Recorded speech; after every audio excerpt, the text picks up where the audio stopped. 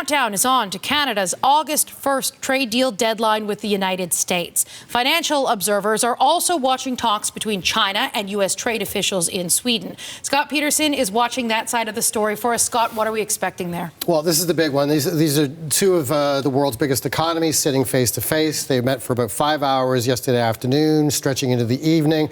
But this is the big one. They're talking about this, unlike the European Union negotiations, these are tough, these are contentious and somewhat pragmatic. And we know that they were meeting last night and they're meeting already this morning.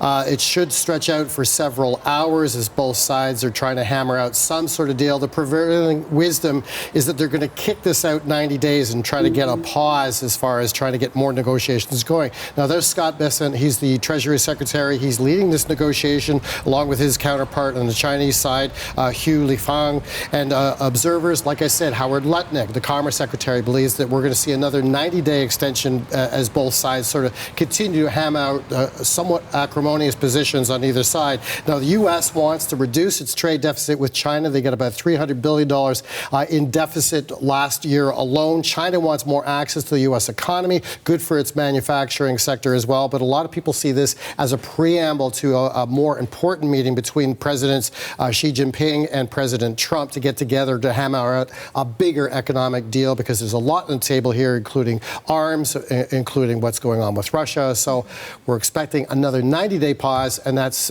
just a couple of days before Canada's own deadline this Friday.